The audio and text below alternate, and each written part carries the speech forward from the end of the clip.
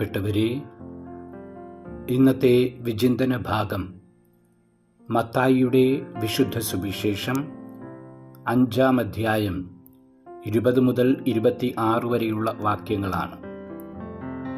ഗിരിപ്രഭാഷണത്തിൽ ഉൾപ്പെടുന്ന ഈ ഭാഗം ദൈവരാജ്യത്തിൽ ഭാഗ്യമനുഭവിക്കാൻ വേണ്ട സ്വഭാവ ഗുണങ്ങളും ദൈവരാജ്യ സാക്ഷികളുടെ ഉപ്പിനോടും വിളക്കിനോടുമടുത്ത ഉത്തരവാദിത്വവും ദൈവരാജ്യ അനുഭവത്തിൽ ദൈവിക നിയമത്തിനുള്ള പ്രാധാന്യവും വിവരിച്ച ശേഷം യേശു നൽകുന്ന ഉദ്ബോധനമാണ്. യഹൂദ നിയമങ്ങളുടെ ദൈവരാജ്യ വ്യാഖ്യാനം നൽകാൻ യേശു ഉപയോഗിക്കുന്ന 6 പ്രതിവാദങ്ങളിൽ ആദ്യത്തേതാണ് ഇന്നത്തെ വിചിന്തന വിഷയം. ഈ വിചിന്തന ഭാഗത്തിലെ ആദ്യ വാക്യം 5-ാം അധ്യായം 20-ാം വാക്യം, നിങ്ങളുടെ നീതി നിയമജ്ഞരുടെയും ഫരിസേയരുടെയും നീതിയെ കവിഞ്ഞു നിൽക്കുന്നില്ലെങ്കിൽ നിങ്ങൾ ഒരിക്കലും സ്വർഗത്തിൽ പ്രവേശിക്കുകയില്ല എന്നത് തുടർന്നു വരുന്ന 6 പ്രതിവാദങ്ങൾക്കുമുള്ള പ്രവേശികയാണ്. ക്രിസ്തുവിനെ മിശിഹായായി അംഗീകരിക്കുന്ന നിയമജ്ഞരും ഫരിസേയരുമല്ലാത്ത തൻ്റെ ശിഷ്യഗണത്തെയാണ് ഇവിടെ അഭിസംബോധന ചെയ്യുന്നത്. അവർക്ക് സ്വർഗരാജ്യത്തിൽ പ്രവേശിക്കണമെങ്കിൽ നിയമജ്ഞരുടെയും ഫരിസേയരുടെയും നീതിബോധത്തെക്കാൾ അവരുടെ നീതിബോധം ആഴപ്പെടണം. അതിന് സഹായകരമാകുന്ന 6 ഉദാഹരണങ്ങളാണ് തുടർന്നു വരുന്നത്. പൂർവികരോട് പറയപ്പെട്ട 2 കാര്യങ്ങളാണ് യേശു ഇവിടെ ചർച്ചയ്ക്കെടുക്കുന്നത് എന്ന് 21-ാമത്തെ വാക്യത്തിൽ വ്യക്തമാണ്.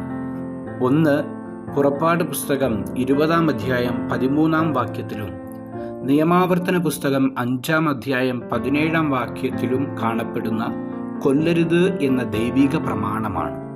2, അതിന് റബ്ബി പാരമ്പര്യം നൽകുന്ന വ്യാഖ്യാനവും ശിക്ഷാരീതിയുമാണ്. കൊല്ലുന്നവൻ ന്യായവിധിക്ക് വിധേയനാകും എന്ന പാരമ്പര്യ നടപടി. 22-ാം വാക്യത്തിൽ ഈ കൽപ്പനയ്ക്ക് യേശു നൽകുന്ന ദൈവരാജ്യ വ്യാഖ്യാനമാണ് ഉൾച്ചേർത്തിരിക്കുന്നത്. യേശു കൊല്ലുക എന്ന പ്രവൃത്തിയിൽ നിന്നും അതിൻ്റെ കാരണത്തിലേക്ക് കടക്കുകയാണ്. അത് കോപമാണ്. കോപത്തെ 3 തട്ടുകളിലായി യേശു ക്രമപ്പെടുത്തുന്നു.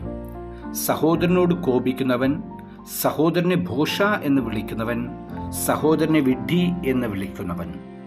ഇവർക്ക് നൽകപ്പെടുന്ന ശിക്ഷ നിരീക്ഷണാർഹമാണ്. ആദ്യത്തെയാൾ ന്യായവിധിക്ക് വിധേയനാകും. 2-ാമത്തെയാൾ ന്യായാധിപ സംഘത്തിന് മുമ്പിൽ നിൽക്കും. 3-ാമത്തെയാൾ നരകാഗ്നിക്ക് വിധേയനാകും. ന്യായവിധി എന്നത് അന്ത്യവിധിയാണെന്നും ന്യായാധിപ സംഘം എന്നത് ദൈവിക ന്യായവിസ്താരമാണെന്നും നരകം തിന്മയുടെ ആത്യന്തിക ഫലമാണെന്നും വ്യാഖ്യാനിക്കാം. സഹോദരനെ വേദനിപ്പിക്കുകയും വില കുറച്ചുകയും കാണുന്നവൻ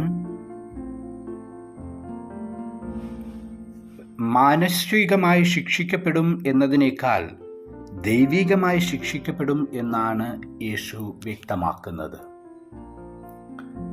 23-ഉം 24-ഉം വാക്യങ്ങൾ വ്യക്തമാക്കുന്നത് ദൈവിക ആരാധന പോലെ തന്നെ പ്രധാനപ്പെട്ടതാണ് സഹോദരനുമായി രമ്യപ്പെടുക എന്നത്. നമ്മുടെ ആരാധന സ്വീകാര്യമാകണമെങ്കിൽ നമ്മുടെ ബന്ധങ്ങൾ ആർദ്രമാകേണ്ടതാണ്. യേശുവിൻ്റെ ഈ പ്രസ്താവന തീർച്ചയായും ഉൽപ്പത്തി 4-ാം അധ്യായത്തിലെ കായീൻ്റെയും ആബേലിൻ്റെയും സംഭവത്തെ ഓർമ്മിപ്പിക്കുന്നു.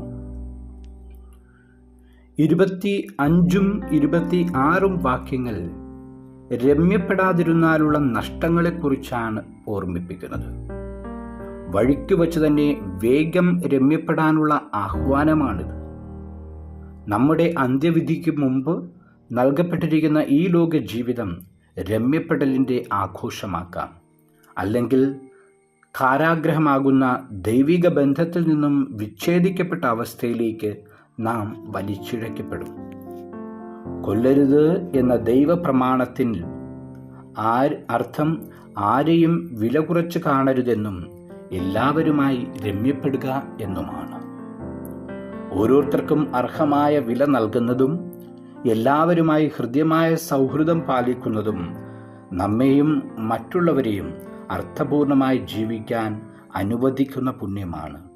ഈ ദൈവരാജ്യ സുഹൃതം അഭ്യസിക്കുവാൻ യേശുവിൻ്റെ ഈ വാക്കുകൾ നമ്മളെ പ്രചോദിപ്പിക്കുമാറാകട്ടെ.